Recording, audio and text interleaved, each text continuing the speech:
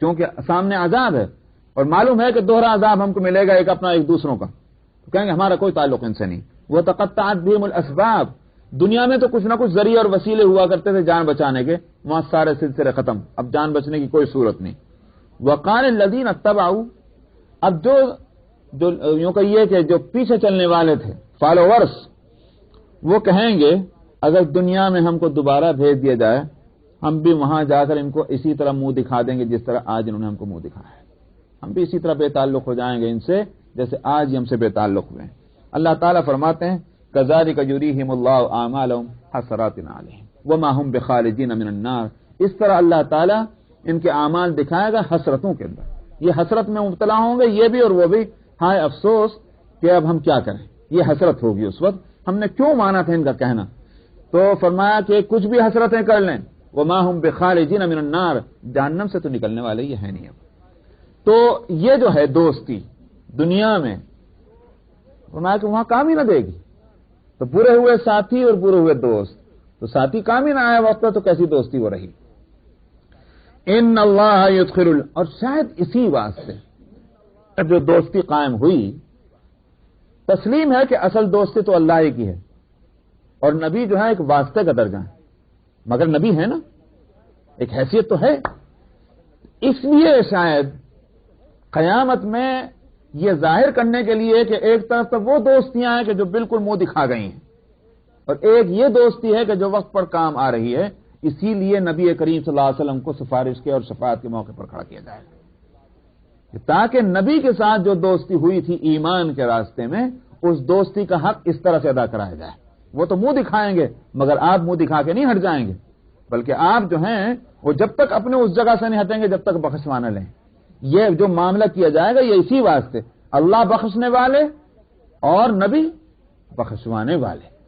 تو ایک دوستی دوسروں کی ہے غیروں کی اور ایک دوستی اپنوں کی ہے ایمان والوں کی، اس واسطے آپ کو شفاعت کے لیے کھڑا کیا جائے گا اور اللہ تعالیٰ اس کے بعد بخشیں گے. یہ ہے سمجھ میں آتا ہے بات. تو بہرحال اس لیے کہا لبیس المولا ولبیس العشیر. ان اللہ یدخل الذین آمنوا وعملوا الصالحات جنات تجری من تحتها الانہار. ظاہر قرآن شریف کا معمول ہے وہ دونوں قوموں کا مقابلہ کرتے لے کے چلتا ہے. ایک قوم کا حشر بتلا دیا، آگے اس کے مقابلے میں فرمایا اللہ داخل کرے گا ایمان والوں اور نیک عمل کرنے والوں کو ایسی جنتوں میں جن کے نیچے نہریں بہتی ہوں گی. ان اللہ یفعل ما یرید، اللہ کریں گے وہ جس کا ارادہ کرتے ہیں، تو ان کو اس فیصلے کے پر عمل کرنے سے کون روک سکتا ہے.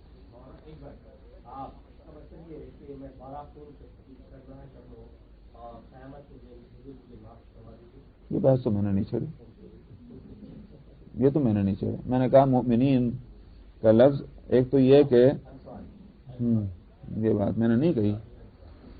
من کان یظن ان لن ینصرہ اللہ فی الدنیا والآخرۃ فلیمدد. آگے ان لوگوں کو قرآن حکیم میں آپ چلیں پھر اسی سورہ بقرہ میں ان مخالف قوموں کے لیے جو اسلام کی ترقی سے جو جلتے تھے، نبی کریم صلی اللہ علیہ وسلم سے ان کو حسد تھا. لفظ حسدا من عند انفسہم کا لفظ پہلے سپارے میں گزر چکا ہے، حسد اور بغض. تو ان کے لیے یہاں فرماتے ہیں فرمایا جو اس بات کا خیال کرتا ہو کہ اللہ اپنے پیغمبر کی دنیا میں اور آخرت میں ہرگز مدد نہ کرے گا، تو یہ نہیں کوئی ان حسد کرنے والوں کے لیے. پہلے تو ایک آپ وہ سمجھیے کہ آپ نے محاورہ سنا ہوگا، حسد کرنے والے کا علاج یہ ہے کہ حسد کی آگ میں جلتا رہے. کبھی سنا ہے؟ یہ واقعی اس کے سوا کوئی علاج ہے بھی نہیں. اگر یہ ثابت ہو جائے کسی کو حسد ہے، آپ ہزار اس کو مطمئن کرنے کی کوشش کریں وہ تو مطمئن ہونا نہیں، اس لیے کہ مطمئن اس کو کریں گے جو کسی وجہ سے جو ہے کسی وقت غیر مطمئن ہے، اور جو کسی وجہ کے بغیر ہی جو ہے وہ جلتا ہے اس کو آپ کیسے مطمئن کریں گے. اس کا علاج کیا ہے؟ جلنے دو اور حسد میں. آخر جلتے جلتے جلتے آپ ایک مرحلے پر آئے گا وہ اپنا حسد کرنا چھوڑ دے. جی یہاں وہی صورت اختیار کی گئی. فرمایا جو یہ خیال کرتا ہو کہ ہرگز اللہ نبی کی دنیا اور آخرت میں مدد نہیں کرے گا، اس کو چاہیے کہ آسمان میں جانے کا ایک راستہ بنا لے.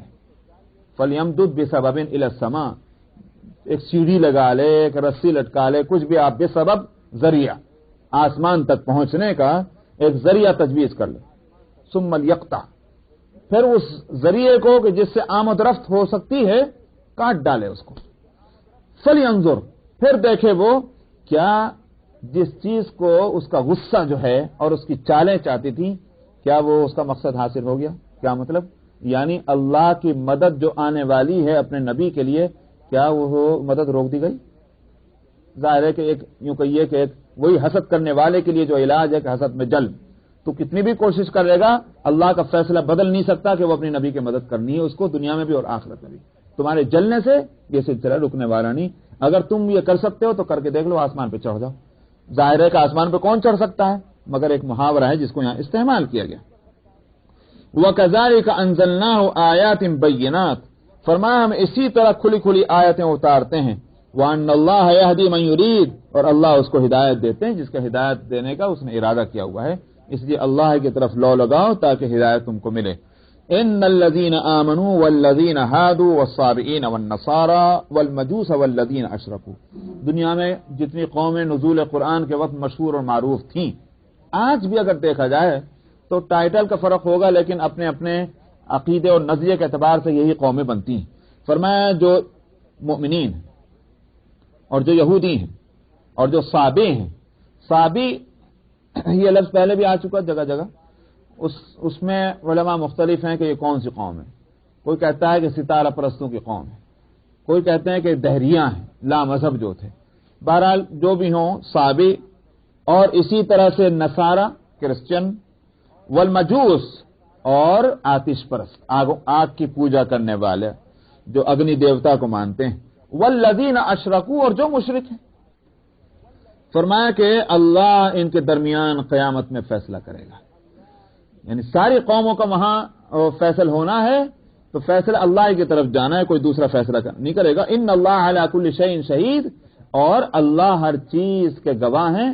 مراد یہ ہے کہ اللہ سے کوئی بات چھپی بھی نہیں ہے کہ اس کا کیا عقیدہ ہے، کیا نظریہ ہے، اس لیے فیصلہ کرنے کے لیے جن معلومات کی ضرورت ہے وہ معلومات اللہ کے پاس ہے۔ الم تر ان اللہ یسجد له من فی السماوات ومن فی الارض والشمس والقمر، فرماتے ہیں کہ کیا نہیں دیکھتے تم اللہ کی ذات وہ ہے کہ جو آسمانوں میں ہے اور جو زمین میں ہے سب اسی کو سجدہ کرتے ہیں۔ یہاں سجدے سے مراد اطاعت ہے، حکم برداری، جو حکم ملے اس پر چلنا ہے۔ سجدہ دراصل وہ بھی تو اس نیاز مندی کے لیے ہوتا ہے نا، سجدہ کس لیے؟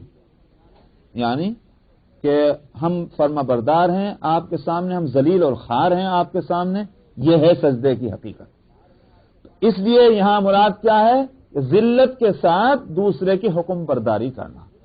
سجدہ کرتا ہے اللہ کے لیے جو بھی ہے آسمانوں میں اور زمین میں، اور سورج اور چاند اور ستارے اور پہاڑ اور درخت اور اسی طرح سے چوپائے اور بہت سے لوگ، اور بہت سے وہ لوگ بھی جن پر عذاب کا فیصلہ ہو چکا ہے، وہ بھی اطاعت کرتے ہیں۔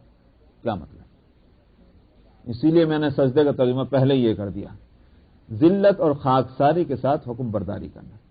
دراصل اللہ کی اطاعت جو ہے وہ دو طرح سے ہے۔ ایک ہے ان معاملات میں کہ جن معاملات میں ہمارے اختیار کو کوئی دخل نہیں، مثلا بیماری اور تندرستی، بچپن سے جوانی، جوانی سے بڑھاپا، سمجھ میں آیا؟ سردی اور گرمی کا احساس، بھوک اور پیاس کا احساس، غربت، عمارت، یہ ساری کی ساری چیزیں جو ہیں یہ فیصلہ کس کا ہے؟ حکم کس کا ہے؟ اللہ کا۔ اس میں کوئی بندہ اپنی مرضی سے خلاف کر سکتا؟ سمجھا ہی نہیں۔ اللہ کا فیصلہ یہ ہے کہ فلانا انسان امیر بنے، فلانا انسان غریب بنے، کسی کے اندر طاقت نہیں ہے کہ وہ اس فیصلے کو نافذ ہونے سے روک دے۔ اللہ کا فیصلہ ہے کہ فلانا انسان فلاں وقت میں بیمار ہو اور فلاں انسان جو ہے فلاں وقت میں تندرست ہو جائے، کون روک سکتا ہے اس فیصلے؟ تو اطاعت ہوئی کہ نہ ہوئی؟ کس کی اطاعت ہے؟ صرف اللہ کی۔ بتلانا یہ ہے کہ غیر اختیاری معاملات میں دیکھ لو، خود انسان، وہ انسان بھی کہ جو دوسرے معاملات میں نافرمانی کر کر کے اپنے آپ کو عذاب کا مستحق بنا چکے ہیں، لیکن دوسرے بہت سے معاملات میں یہ بھی اللہ ہی کے مطیع فرما بردار ہے۔ تو لہذا اختیاری معاملات میں بھی تو اسی کی اطاعت ہونی چاہیے تھی. یہ دلیل ہے. ایک صورت تو یہ ہے کہ حکم ہم فلاں کے مجبور ہیں، جب فلاں کے مجبور ہیں ماننا بھی اسی کی بات پڑتا ہے، لیکن مجبور جب تم اللہ کے سامنے ہو تو اسی کا کہنا بھی اختیاری معاملات میں کیوں نہیں مانتے. یہ ہے دلیل اس آیت میں. اس لیے میں نے لفظ سجدے کا ترجمہ اسی لیے میں نے کیا تھا، مطلب کہ اطاعت اور فرما برداری. اللہ کی اطاعت کرتے ہیں جو آسمانوں میں اور جو زمین میں ہیں، سورج اور چاند اور ستارے اور پہاڑ اور درخت، یہ سارے اللہ کے مطیع فرما بردار ہیں. درختوں کو اگنے کا حکم ہے، ہلنے کا حکم ہے، سرسبز اور شاداب اور سوکھا ہونے کا حکم ہے، اس کی اطاعت ہو رہی ہے. اور اسی طرح سے جانور بھی سب اللہ کی اطاعت کر رہے ہیں. اور بہت سے وہ لوگ جن پر عذاب کا فیصلہ ہو چکا. فرمایا وَمَن يُهِنِ اللَّهُ فَمَا لَهُ مِن مُّكْرِمٍ، جس کو اللہ ذلیل کریں اسے کون عزت دے سکتا ہے. کیا مطلب ہے؟ میں پہلے بھی کئی مرتبہ بتلا چکا ہوں. مشرک سمجھتا ہے کہ میں عزت میں ہوں. حقیقت یہ ہے کہ مشرک سے بڑا ذلیل کوئی نہیں. کیوں؟ اس واسطے عزت کا نشان یہ ہے سر. آپ کہتے ہیں اس کا سر تو بہت اونچا، کیا مطلب؟ بڑی عزت والا ہے. عزت کا نشان سر ہے. یہ سر بنا تھا اللہ کے سامنے جھکنے کے لیے. جس نے اس سر کو اللہ کے سامنے جھکا دیا حقیقتاً وہ پھر سر کسی کہیں نہیں جھکتا، کہیں نہیں جھکتا وہ سر. معلوم ہوا کہ اس سر کو عزت مل گئی. جس کام کے لیے سر بنا تھا وہی کام اس سے لیا جا رہا ہے، تب اس کی عزت ہوئی، وہ کہیں نہیں. اور شرک کرنے والا کیا کرتا ہے؟ اللہ کے سامنے نہیں جھکاتا تو پھر اس کا سر ہر جگہ جھکتا.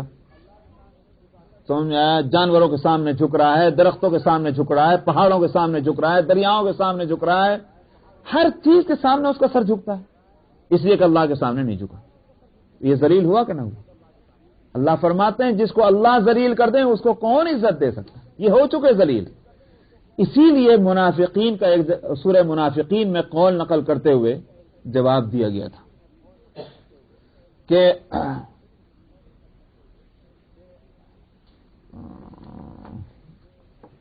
منافقین سورہ المنافقون یہ آ گئی.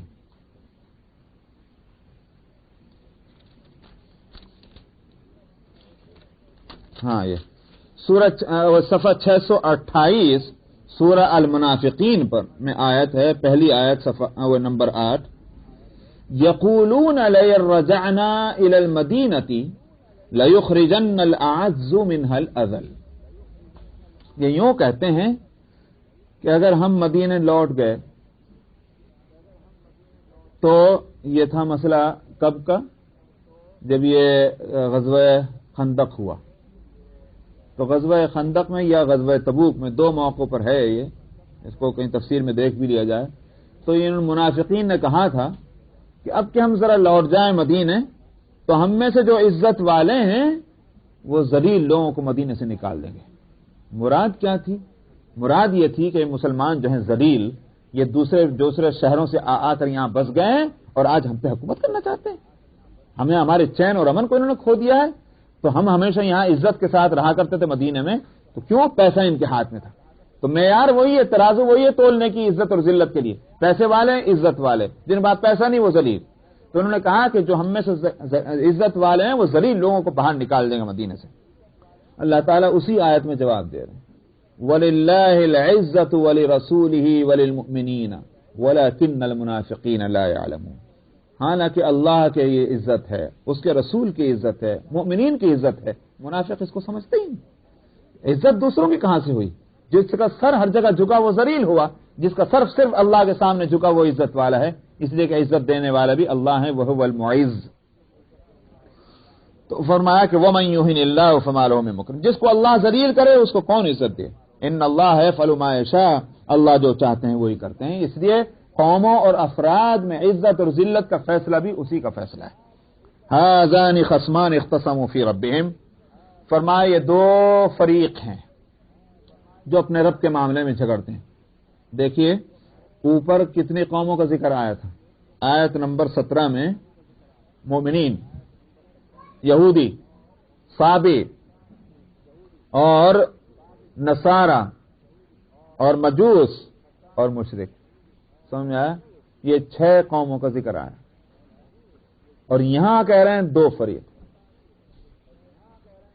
اصل بات یہ ہے کہ الکفر ملت واحدہ،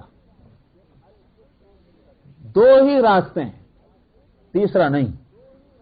ان راستوں پر آپ سائن بورڈ جتنے بھی لگا لیں وہ تو آپ کو اختیار ہے، مگر راستے دو ہی، ایک ایمان کا راستہ اور ایک کفر کا راستہ، ایک رحمان کا راستہ اور ایک شیطان کا راستہ، راستے دو ہی ہیں. یہ صرف سائن بورڈ کا فرق ہے کہ صاحب یہ یہودی ہیں تو یہ نصرانی ہیں تو یہ مجوسی ہیں تو یہ فلاں ہیں تو یہ فلاں ہیں، یہ. اور اسی طرح مسلمانوں میں بھی اپنا آپ سائن بورڈ ہزاروں لگا لیں لیکن راستے دو. اس کو یہاں کہا گیا ہاذان خصمان، یہ دو گروپ ہیں جو اپنے رب کے معاملے میں جھگڑتے ہیں. فرمایا کہ فیصلے بھی دو ہی طرح کے ہونے ہیں، تین فیصلے نہیں ہوں گے، فیصلے بھی دو ہونے. فالذین کفروا قطعت لهم ثیاب من نار، سو جنہوں نے کفر کیا ان کے کپڑے بھی آگ کے بنائے جائیں گے. کٹنگ قطع، کپڑے جو ہیں ویسے نہیں کہ تھان لائے لپیٹ لیجئے کپڑے کا، اس کی تو کٹنگ کرنی پڑتی ہے، کٹنگ کر کے بدن کے سائز کے مناسب ان کو بنایا جاتا ہے. تو فرمایا آگ کے کپڑے بنائے جائیں گے. اب کیا مطلب اس کا ہوگا اللہ جانے. سیدھا سیدھا معنی یہ بھی ہو سکتے ہیں کہ کپڑے پہن جو بدن سے لگے ہوئے ہوتے ہیں، تو چونکہ کپڑے اور بدن کے درمیان کوئی چیز فاصل نہیں ہوتی، اس طرح سے آگ جو ہے بدن کو لپٹی بھی ہوگی، کوئی چیز اس کے بیچ میں فاصل نہیں. یہ تو ہوا سمپل معاملہ. لیکن اگر اس سے بھی ہٹ کر کے دیکھا جائے تو لباس تو وہاں ہوگا. اہل جنت کا لباس جو ہے اس کو کہا گیا وَلِبَاسُهُمْ فِيهَا حَرِيرٌ، اور اسی طرح سے استبرق، تو استبرق کا لباس وہاں بتایا گیا. تو مختلف. اگر اہل جنت کا لباس ہے کہ جو خوشنما بھی ہے، دیدہ زیب بھی ہے اور آرام دہ بھی ہے اور عزت اور فخر والا بھی لباس ہے، سارے لباس ہیں، آخر اہل جنت جہنم کو بھی تو کچھ ملے گا. اگر ان کو نعمت والا لباس ملنا ہے تو ان کو عذاب والا لباس ملنا ہے. اب آگ کا لباس ہونے کا مطلب کیا ہوا؟ وہ لباس کہ جو آگ کو اور کھینچے اپنی طرف اور آگ کو پکڑے اور آگ کی تیزی میں اور اضافہ کرے، یہ وہ لباس ہو. آتش گیر مادہ جس کو کہتے ہیں، سمجھ میں آیا؟ وہ جو آگ کو اپنی طرف کھینچتے ہیں، جیسے پیٹرول ہوتا ہے، پیٹرول کو ذرا سا لگائیے، دور آگ ہے تو کھینچتا ہے اپنی طرف، آپ کو لگانے کی ضرورت نہیں، اپنی طرف کھینچے. اہل جہنم کا لباس جو ہے وہ آتشی لباس، آتش گیر مادوں سے بنا ہوا کہ وہ آگ کو اور کھینچے گا اور جسم کو جھلسانے میں اور مدد کرے گا اس کی. تو یہ ان کا لباس ہوگا. قطعت لهم ثیاب من نار یصب من فوق رؤوسهم الحمیم، اور فرمایا کہ اوپر سے جو ان کے اوپر کھولتا ہوا پانی بھی ڈالا جائے گا، مگر کھولتا ہوا بھی کیسا؟ یسحر به ما فی بطونهم والجلود، ان کے پیٹ میں جو کچھ ہوگا اور اسی طرح چمڑیاں بھی اس سے گل گر گر جائیں گی. تو یعنی پانی کا اثر اندر تک جائے گا، آگ کا اثر جو جا رہا سو جا رہا، وہ اوپر سے گرنے والا پانی بھی اتنیوں تک کو گلائے گا. وَلَهُمْ مَقَامِعُ مِنْ حَدِيدٍ، اور لوہے کے گرز ہوں گے ان کے واسطے، پیٹنے کے واسطے، مارنے کے لیے، تو وہ مقامع اس کو کہتے ہیں. كُلَّمَا أَرَادُوا أَن يَخْرُجُوا مِنْهَا مِنْ غَمٍّ أُعِيدُوا فِيهَا، جب وہ اس سے تکلیف کی وجہ سے نکلنے کی کوشش کریں گے، أُعِيدُوا فِيهَا، انہی میں اس کو دھکیل دیا جائے گا. وَذُوقُوا عَذَابَ الْحَرِيقِ، اور کہا جائے گا جلنے کا مزہ چکھو، کہاں جا رہے ہیں. ان اللہ يدخل الذین آمنوا وعملوا الصالحات، ایک فریق وہ ہو گیا. میں نے کہا کہ اس معاملہ بھی دو طرح کا، ایک معاملہ وہ ہوا، دوسرا معاملہ ان اللہ يدخل الذین آمنوا وعملوا الصالحات، اللہ سبحانہ و تعالی داخل کر دیں گے ایمان اور عمل صالح والوں کو ایسی جنتوں کے نیچے جن کے نیچے نہریں بہتی ہوں گی. یحلون فیہا من اساور، ان کا لباس تو آپ نے دیکھ لیا، کہیں کا آگ سے، آتشگیر مادوں سے یہ آگ کا لباس. ان کا لباس کیا ہوگا؟ فرمایا انہیں سونے کے کنگن پہنائے جائیں گے اور موتیوں کے بھی. ولؤلؤا ولباسهم فیہا حریر، اور ریشم کا لباس ان کو پہنایا جائے گا. تو ریشم کا لباس خوشنما بھی ہے اور بدن کو آرام بھی دینے والا ہے، یعنی اپنی نرمی کی وجہ سے، تو اس لیے ان کو وہ لباس وہاں پہنایا جائے گا. دنیا میں لباس حرام ہے مردوں کے لیے، لیکن آخرت میں اللہ کے لیے جس چیز کو چھوڑا گیا، وہ پسندیدہ چیزیں جو اللہ کے لیے دنیا میں چھوڑی، اللہ کے حکم کی پیروی میں، اللہ سبحانہ و تعالی آخرت میں وہ چیزوں کو دیں گے. وَلِبَاسٌ فِيهَا حَرِيرٌ वहुदू इला तय्यिब मिनल क़ौली वहुदू इला सिरातिल हमीद। फरमाया इनको दुनिया में अच्छी बातें कहने की हिदायत मिली थी और अच्छे पसंदीदा रास्ते पर चलने की भी इनकी हिदायत मिली। बात भी अच्छी कहते थे और अमल भी अच्छा करते थे। अल कौल से मुराद है कौल तय्यब जिसको कहा गया, उससे मुराद है कलमा ला इलाहा इल्लल्लाह मुहम्मदुर रसूलुल्लाह। तो बात भी अच्छी और अमल भी अच्छा। दुनिया में चूंकि इनको इसकी हिदायत मिली, आखिरत में उसके नतीजे मिलने वाले हैं। इन्नल्लज़ीना कफरू व यसुद्दून अन सबीलिल्लाहि वल मस्जिदिल हराम। आगे वो मजमून कि जिसके लिए ये सूरत आई, सूरह अल हज, के मुशरिकीन का वो अमल कि जिसके लिए मैंने सूरत शुरू करते हुए उसका शान नुज़ूल बताते हुए कहा था कि ये मस्जिद हराम बैतुल्लाह, ये इस पर कब्जा है मुशरिकीन का, जिन्होंने वहां 360 बुत रख दिए और अल्लाह के साथ उनकी पूजा हो रही थी। उनके लिए तो दरवाजे खुले हैं बैतुल्लाह के, आओ आओ शिरक करो। और जो मोमिनीन हैं जो सिर्फ अल्लाह की इबादत करना चाहते हैं, उन पर पाबंदी लगा दी गई कि वो नहीं आ सकते। सन 5 में ये तो हुआ कि उम्रा करने से उनको रोक दिया। अलावा उसके कि हिजरत क्यों पेश आई? हिजरत इसीलिए तो कि इन मोमिनीन को नमाजें पढ़ने की इजाजत हरम में नहीं, जाओ यहां से निकल जाओ। तो जो अल्लाह की इबादत करना चाहते हैं उनके लिए हरम के दरवाजे बंद, और जो अल्लाह की इबादत नहीं करना चाहते हैं और शिरक करते हैं उन पर इनका जो है जाबिराना कब्जा है। यहां फरमाते हैं उन्हीं को जिन लोगों ने कुफ्र किया और अल्लाह के रास्ते से और मस्जिद हराम से रोकते हैं वो लोगों को, वो मस्जिद हराम कि जिसको अल्लाह ने लोगों के वास्ते बराबर का हक देकर बनाया था। लोगों के बराबर हक कौन? अल आकिफ फीही वल बाद, जो वहां रहते हैं उनका भी हक और जो बाहर से आते हैं उनका भी हक। इसीलिए मक्के के ऊपर किसी का कोई हक नहीं, सारी दुनिया के मुसलमानों का हक मक्के के ऊपर है। इसीलिए अगर आज फिक्ह की किताबों में पढ़ें, पुरानी किताबों को खासतौर पर जो आज जो यूं कहिए कि बिल्कुल बेसिक किताबें लिखी उनमें वो मसाइल नहीं, लेकिन अगर आप जहां फुकहा के इख्तिलाफी वैसे वहां अगर आप देखें तो फुकहा की एक जमाने में ये अक्सरियत इस तरफ गई है कि मक्के की जमीनों का खरीद और फरोख्त जो है उनकी जायज नहीं। अक्सर हिस्सा फुकहा का इस तरफ गया कि वहां मकान बनाने के लिए प्रॉपर्टी खरीदना और बेचना एक फुकहा एक जमात इस तरफ गई है कि जायज नहीं। इस वास्ते कि कुरान शरीफ में अल्लाह ताला ने फरमाया बराबर का हक है, जो आए जो वहां रहना चाहे उसको रहने का हक है। ये हक होगा कैसे अगर तुम खरीद और फरोख्त करोगे? वो तो वक्फ आम है, वो मक्के की जमीन है। फुकहा इस तरफ गए तो अल्लाह ताला ने वो उसके माना जो है वो लिए जाएं। ये बात दूसरे फुकहा ने कहा कि भाई खरीद और फरोख्त में कोई हक नहीं, मगर अगर हाजी आए तो उनके लिए इंतजाम करना जो है वो अहले मक्का का काम है। ये वो उन्होंने कहा कि इतना अगर हो जाए तब भी इस आयत पर अमल हो जाएगा।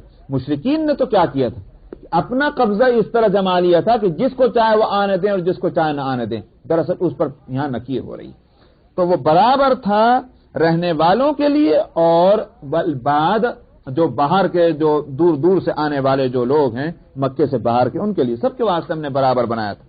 वमन युरिद फीहि बिइल्हादिन बिज़ुल्मिन नुज़िक़हु मिन अज़ाबिन अलीम, और फरमाया जो इसमें जुल्म के साथ अल्लाह की नाफरमानी का इरादा करेगा। लफ्ज इरादा देख लीजिएगा, वमन युरिद, यूं नहीं फरमाया जो यहां अल्लाह की नाफरमानी करेगा, यूं नहीं फरमाया, फरमाया जो जुल्म के साथ अल्लाह की नाफरमानी का यहां इरादा करेगा। फरमाया नुज़िक़हु मिन अज़ाबिन अलीम, हम उसे दर्दनाक अजाब का मजा चखाएंगे। इसी से उलमा इस तरफ गए हैं मुफस्सिरीन के दूसरी जगह किसी बुराई के इरादे पर अल्लाह सजा नहीं देंगे जब तक कि वो बुराई हो ना जाए, लेकिन हुदूद हरम में वहां बुराई के इरादे पर भी जो है अल्लाह के यहां मुआवजा होगा। इसलिए कि वो जो है जिसको यूं कहते हैं, वो हरम तो कहते हैं इसी बात, वो हरम है अल्लाह का। इसके साथ मामला वो नहीं होगा दुनिया की और जमीनों के साथ जो मामला है। वहां रियायत हो सकती है मगर इन हुदूद में रियायत नहीं। ये बैतुल्लाह अल्लाह की तजल्ली की जगह है। यहां भी अगर कोई शब्द है वो उसकी नियतों में फतूर आता है, उसके ख्यालात में जो है वो शैतानियत है, तो उसको तो माफ नहीं किया जाएगा। यह अगर वरना तो फिर हुदूद हरम और गैर हुदूद हरम में कोई फर्क नहीं रहा। बादशाह अपने किले के अंदर जर्रा बराबर किसी तरह की जरा सी भी कोई यूं कहिए गलत रविश को बर्दाश्त नहीं कर सकता। किले के बाहर के अहकाम और होते हैं, किले के अंदर और होते हैं, समझ में आया? इसी तरह से हुदूद हरम के अहकाम और हैं, हुदूद हरम के बाहर और। वहां इसीलिए घास नहीं काट सकते, वहां जानवर को नहीं सता सकते, इसलिए कि हरम का मामला बिल्कुल अलग है। तो फरमाया कि जो यहां अल्लाह की नाफरमानी का जुल्म से मुराद यह है बिल इरादा। एक तो यह है कि बिला इरादा खतान कोई काम हो गया, भूल में हो गया, चूक में हो गया, उसको इससे बचाया गया, अल्लाह उसको माफ फरमा दे। लेकिन बिल इरादा जो वहां नाफरमानी करेगा, और नाफरमानी भी बड़ी जिससे कि वाक़अतन अहकाम शरइया और उसूल इस्लाम जिससे पामाल हों, फरमाया कि हम उसको दर्दनाक अजाब को मजा चखाएंगे। बस ये तक रखिए इंशाअल्लाह। 40 सूरा अल हज आयत नंबर 26। औज़ु बिल्लाहि मिनश शैतानिर रजीम। बिस्मिल्लाहिर रहमानिर रहीम। वइज़ बव्वअना लिइब्राहीम मकानल बैति अल्ला तुश्रिक बी शैअन वतह्हिर बैतिय लित्ताइफीन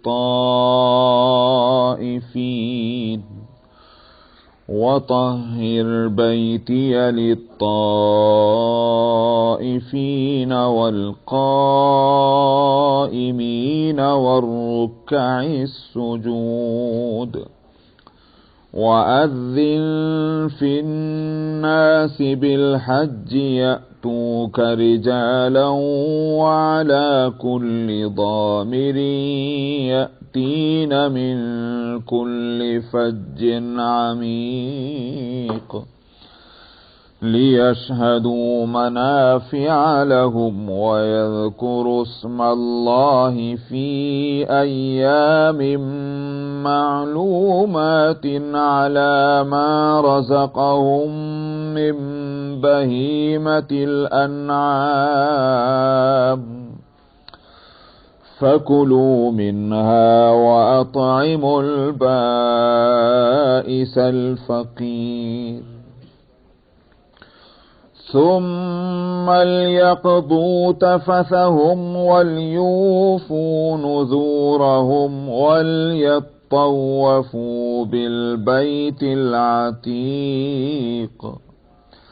ذلك ومن يعظم حرمات الله فهو خير له عند ربه وأحلت لكم الأنعام إلا ما يتلى عليكم فاجتنبوا الرجس من الأوثان واجتنبوا قول الزور حنفاء لله غير مشركين به ومن يشرك بالله فكأنما خر من السماء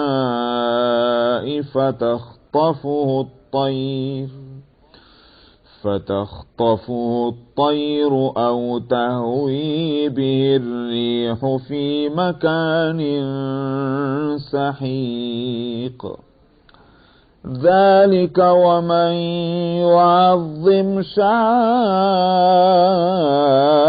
الله فإنها من تقوى القلوب لكم فيها منافع إلى أجل مسمى ثم محلها إلى البيت العتيق ولكل أمة جعلنا منسكا ليذكروا اسم الله على ما رزقهم من بهيمة الأنعام فإلهكم إله واحد فله أسلموا وبشر المخبتين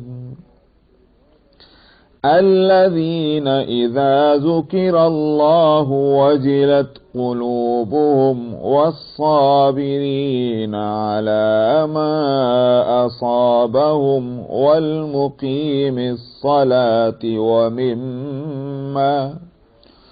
ومما رزقناهم ينفقون والبدن جعلناها لكم من شعائر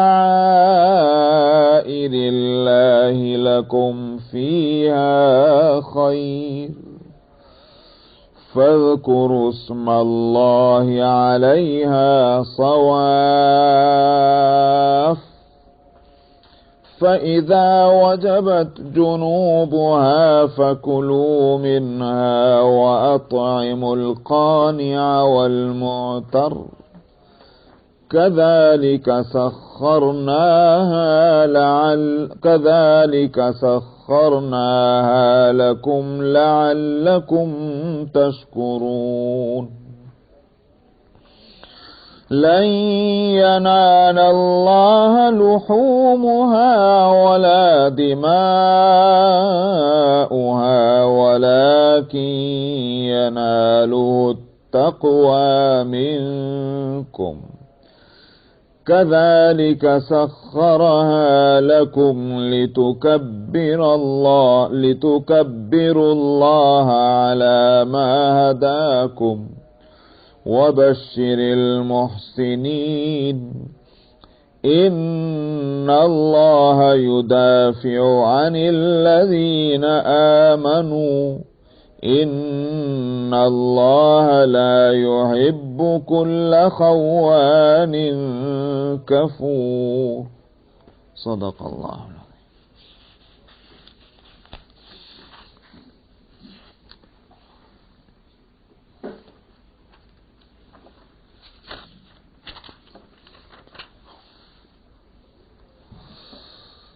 پیچھے آیت میں اس سے پہلے کی ذکر آیا ہے مسجد حرام کا.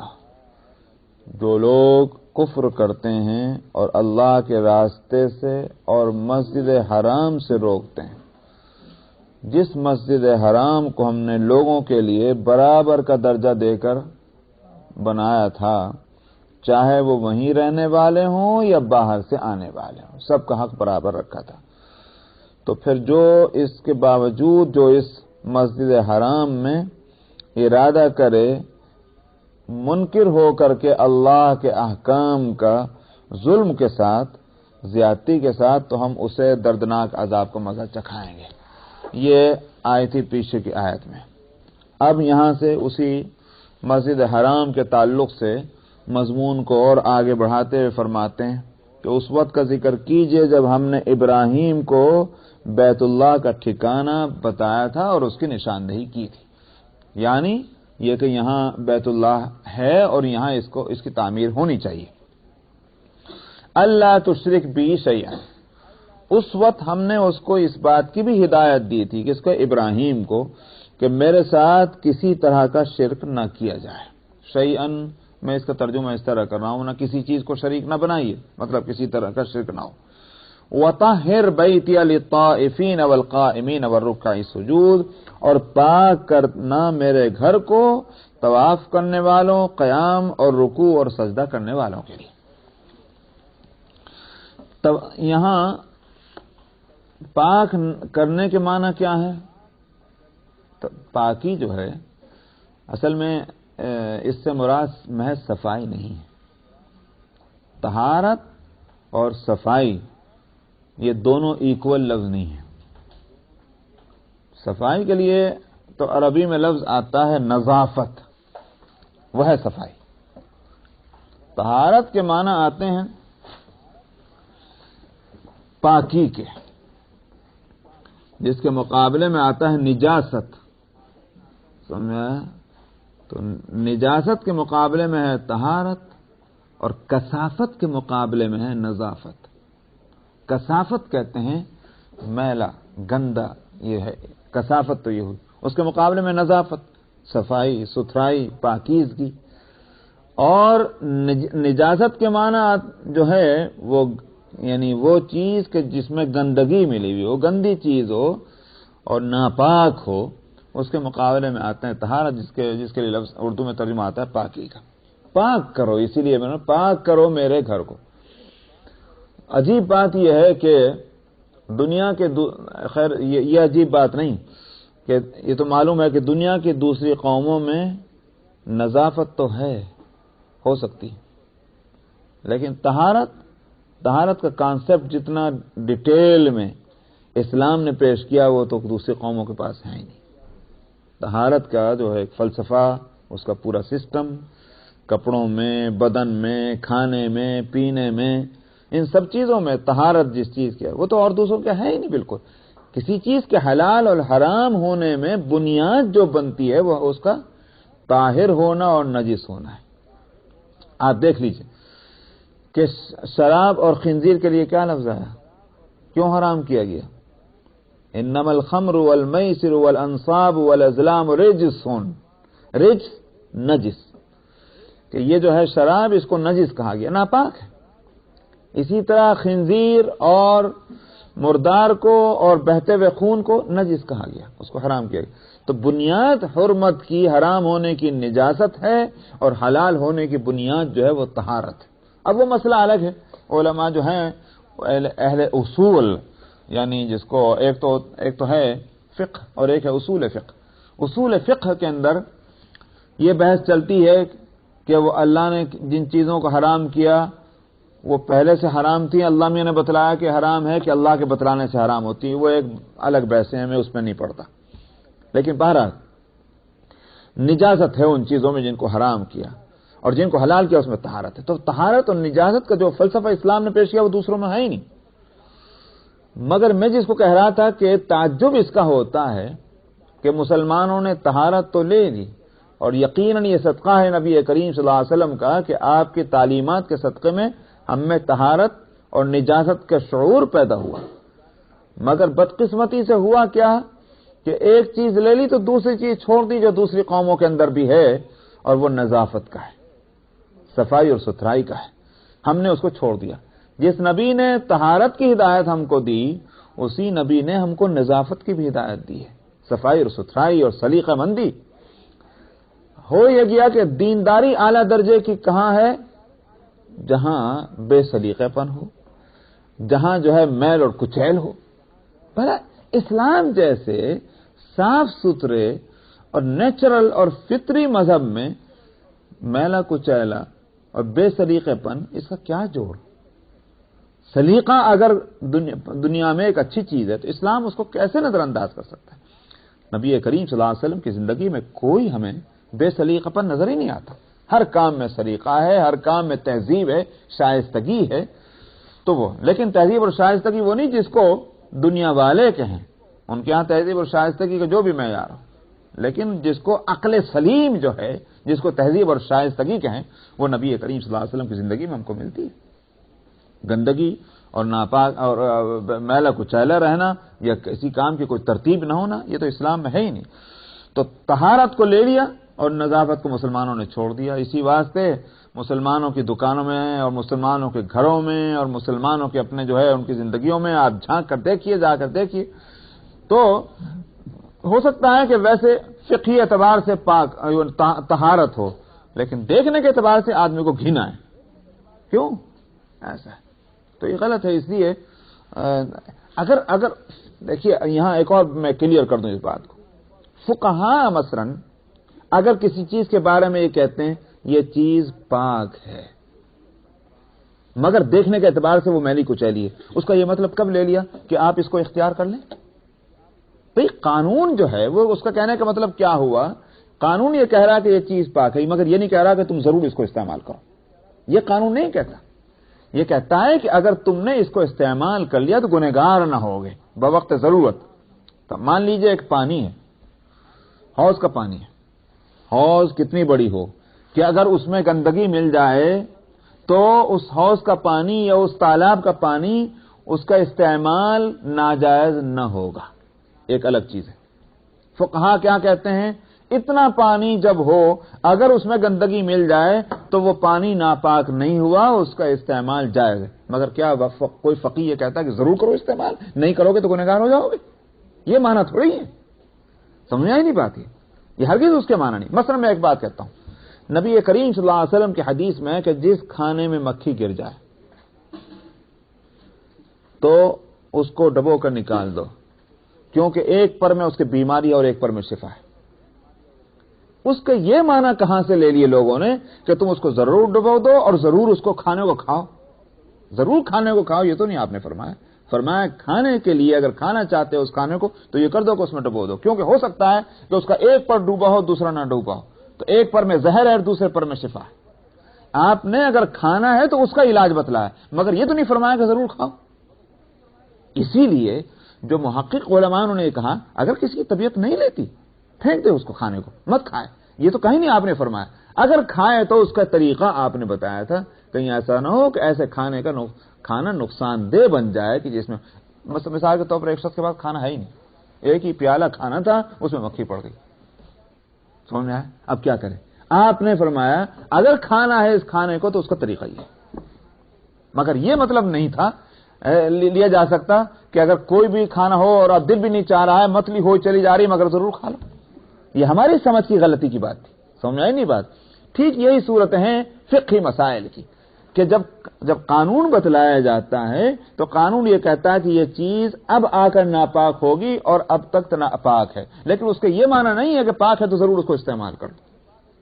اب عجیب تماشا کیا ہے، میں نام نہیں لیتا کسی جگہ کا، وہ اگرچہ بہت مشہور جگہ ہے، لیکن میں ایک مسجد کے ایک ہاؤس میں دیکھا کہ صاحب پانی اس میں یقیناً بڑی ہاؤس، کوئی شبہ نہیں، فقہی اعتبار سے تو جائز ہوا وضو کرنا اس میں کیونکہ ناپاک نہیں ہوئی، مگر صاحب اس میں دنیا بھر کی چیزیں ٹہلتی پھر رہی ہیں پانی کی سطح کے اوپر، سمجھ میں آیا؟ اسی میں لوگ کلی کر رہے ہیں، اسی میں ناک صاف کر رہے ہیں، اسی کے اندر پیر لیے بیٹھے ہوئے ہیں اور صاحب وضو ہو رہا ہے۔ فقہی اعتبار سے تو یہ بے شک کہا جائے گا کہ وضو تو ہو گیا، مگر یہ کس نے کہا تھا کہ اس طریقے سے حوض بنانا کہ جس میں دیکھنے والے کو گھننا ہے؟ یہ تو مطلب نہیں تھا۔ اس لیے میں نے کہا کہ مسلمانوں نے جب ان مسائل کو غلط طریقے پر سمجھا بعض لوگوں نے، اور نتیجہ ہوا کہ طہارت اور نجاست کے مسئلے میں سے پڑ گئے، لیکن جو نبی کے تعلیمات کا دوسرا پہلو تھا صفائی اور ستھرائی اور سلیقہ مندی، اس کو دوسری قوموں کے حوالے کر دیا۔ یہ غلط ہوا۔ اس لیے خوب یاد رکھ لیجئے، اسلام جیسا پاک اور صاف مذہب جو ہے اس میں پاکی اور ناپاکی کی جہاں بحثیں ہیں وہاں صفائی ستھرائی سلیقہ مندی اس کو نظر انداز نہیں کیا، اس کی بھی رعایت ہونی چاہیے۔ اللہ جمیل یحب الجمال، اللہ تعالیٰ تو جو ہیں وہ خود صاحب جمال ہیں اور ان میں خوبصورتی ہے، اور پھر تب اس صورت میں جمال اور خوبصورتی کو اللہ تعالیٰ پسند کرتے ہیں۔ یہ نہیں ایک تو ہے قدرتی طور پر کسی کی شکل ایسی، کسی کی بدن ساخت ایسی، کسی ایک تو وہ بات، اور ایک یہ کہ اپنے ارادے سے اس کو جو ہے وہ بگاڑ کے رکھیے، وہ اللہ کو پسند نہیں۔ تو فرمایا کہ وطہر بیتیا، ہاں تو ایک تو ہوئی طہارت، میں نے کہا کہ یہ ناپاکی کے مقابلے میں تو طہارت سے مراد ظاہری، گندگی نہ ہو مسجد کے اندر، صفائی اور ستھرائی ہونی چاہیے، پاکی اور ناپاکی کا لحاظ ہونا چاہیے۔ اسی واسطے یہاں تک اس کی رعایت ہوئی ہے مسجدوں کے تعلق سے کہ وہاں کوئی بدبو والی چیز لگی ہوئی بھی ساتھ نہ آئے کہ جس سے دوسروں کو تکلیف ہو۔ آپ نے لہسن اور پیاز، کچے لہسن اور پیاز کھا کر مسجد میں آنے سے روکا نہیں روکا؟ کیوں؟ اس لیے کہ اس کی بدبو سے دوسروں کو تکلیف پہنچے گی۔ تو مسجدوں کو ان تمام چیزوں سے صاف رکھنا ہے۔ طاہر کے اندر بھی یہ بات ہے بے شک، مگر ظاہر ہے کہ صرف اتنے معنی کے لیے لفظ نہیں استعمال ہو رہا ہے۔ موقع اور محل کیا بتلا رہا ہے؟ یہاں طہارت اس سے کہیں زیادہ وسیع معنی میں ہے، اور وہ طہارت ظاہری کے ساتھ طہارت معنوی جو ہے وہ پیش نظر ہے، اور وہ کیا ہے؟ یعنی بت پرستی اور شرک اور اللہ کی نافرمانی سے پاک رکھنا اس جگہ کو، یہ ہے وہ طہارت معنوی، تو ظاہری اور باطنی دونوں اعتبار سے، اور ایسا پرامن ماحول رکھنا کہ لوگوں کے لیے وہاں پہنچنا اور رہنا اور اپنے جو دینی واجبات ہیں ان کا ادا کرنا آسان ہو جائے۔